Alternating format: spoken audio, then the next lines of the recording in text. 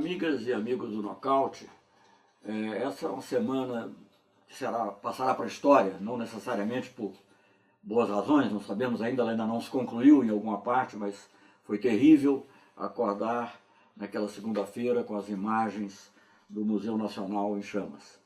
E essas imagens percorreram o mundo, para vergonha nossa.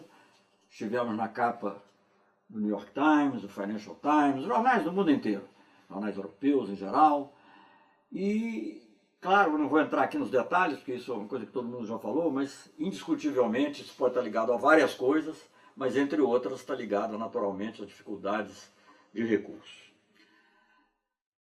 Eu acho isso importante porque eu vejo que a elite brasileira, que passou a se preocupar muito com o museu, agora depois que ele entrou, ardeu e está destruído, a elite brasileira é muito preocupada com a imagem, né? E então agora estão querendo fazer coisas para consertar. Mas nada é tão eloquente quanto essa imagem, né, que até alguns disseram que é uma metáfora do que está ocorrendo no Brasil, essa imagem trágica.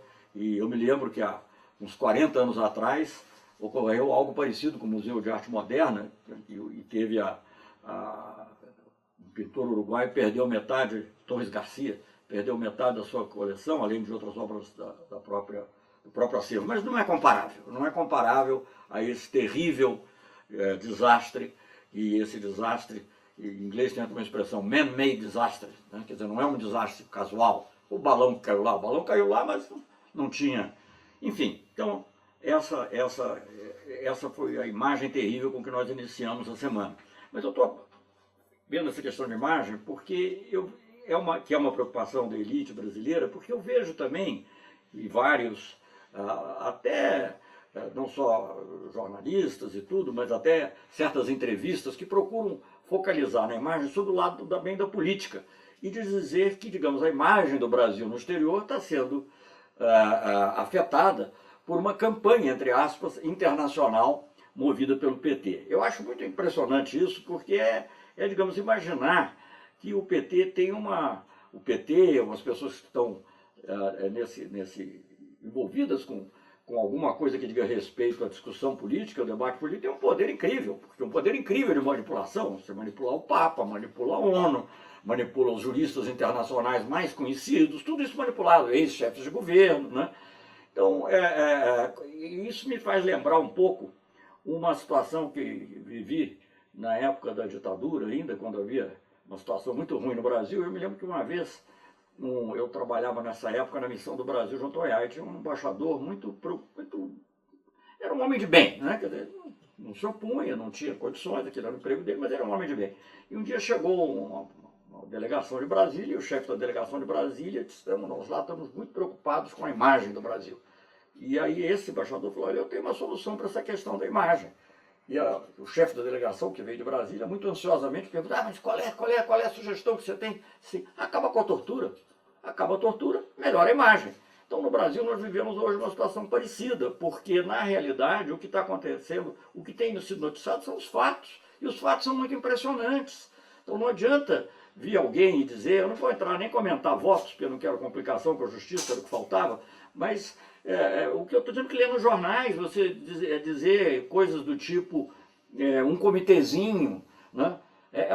Eu não sei se isso é ignorância, má fé, o que é, outro dizer assim, não nos curvaremos à ONU. Não nos curvaremos à ONU é uma coisa que eu só ouvi diretamente, nem dos representantes da maior potência do mundo. Eu fui embaixador na ONU durante o governo do Fernando Henrique Cardoso, passei lá 4 anos, né? E nunca ouvi de ninguém. Você ouvia, assim, às vezes, de um político de extrema direita nos Estados Unidos, tipo Jesse Helms, ou tipo Newton Gingrich. Eles diziam: não podemos nos curvar à ONU, já tem um mito dos helicópteros negros, não sei o quê. Mas nem sequer o governo americano jamais disse isso. Ele podia até, às vezes, não seguir, mas disfarçava. Não tinha esse desplante de que a gente ouve aqui das pessoas dizendo: não vamos nos curvar à ONU. A ONU, afinal das contas, é o que todos nós precisamos para ter um mundo minimamente pacífico. E, bom, essa parte internacional tem chamado a atenção do mundo.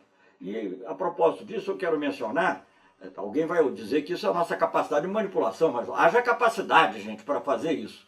Mas vamos ter um seminário no dia 14, na Fundação Pessoa Abramo, em que virão 3 ex-primeiros-ministros europeus, sendo que um, inclusive, o francês, foi primeiro-ministro do Chirac, portanto, de um governo de centro-direita, como eles próprios se qualificam, lá do Droite Républicain, que é o Dominique de Villepin, e 2 social-democratas, que são o D'Alema, da Itália, e o Zapatero, da Espanha. Virá um intelectual como Noam Chomsky, que é talvez hoje o intelectual mais lido e mais comentado e de maior influência no mundo, né? Respeitadíssimo, inclusive pelo tratamento que faz da mídia. Então, vai estar aqui também. Ele viaja pouquíssimo, é difícil ter o Noam Chomsky. Agora, virá uma pessoa tão importante no México como Cuauhtémoc Cárdenas, que é na realidade, o primeiro fundador de um partido que foi uma dissidência à esquerda do que existia antes no México. Agora, ele nem é do mesmo partido AMLO, mas provavelmente ele e outras pessoas como ele terão influência no próximo governo. Virá também um ex-secretário-geral da Amnesty International, um senegalês, Pierre Sané. Veja bem, Anistia Internacional, que cuida dos direitos humanos. Por que essas pessoas todas estão preocupadas? Por que elas vão se expor com seus públicos internos se elas não tivessem a convicção de que algo estranho está se passando no Brasil? Algo tão estranho que eu disse aqui da última vez, que faz com que a prisão de Curitiba seja mais visitada do que o Palácio Presidencial por personalidades importantes. É mais difícil fazer a agenda do presidente na prisão do que fazer a agenda do atual presidente, provavelmente, em matéria de compromissos internacionais. Bem, então você tem essa situação. Então aí as pessoas vão ver, elas vão estar aqui, vão ouvir, né? E quem tiver interesse em saber a opinião delas, que pergunte. Vamos ver se é tudo manipulação. É impossível isso. Vai ter também brasileiros, o professor Bresser Pereira, que foi ministro do Fernando Henrique Cardoso, a Marilena Chaui, uma filósofa muito respeitada, essa sim ligada ao PT. Então vai ser, e 2 ministros da região. Um ex-ministro do exterior argentino, Jorge Tayano, um homem também muito ligado à temática de direitos humanos, e um ex-ministro, Carlos Ominami, chileno. Então, eu acho que esse seminário será uma ocasião também em que os olhos do mundo estarão colocados no Brasil. E acho que é uma excelente oportunidade, até porque existe um processo em andamento, para mostrar que o bom senso, que, por exemplo, eu não gosto de me meter em coisas jurídicas, mas o bom senso que um dos ministros demonstrou na discussão no TSE possa talvez prevalecer e ver que essa é a melhor solução para pacificar o Brasil, para voltar a colocar a imagem do Brasil. Eu não gosto muito da palavra imagem, mas para devolver credibilidade à representação do Brasil lá fora, porque hoje não tem muito pouca, se é que tem ainda alguma. Enfim, então essas são as reflexões que me ocorrem numa semana que começou de maneira tão trágica, mas quem sabe termina de uma maneira mais alvissareira.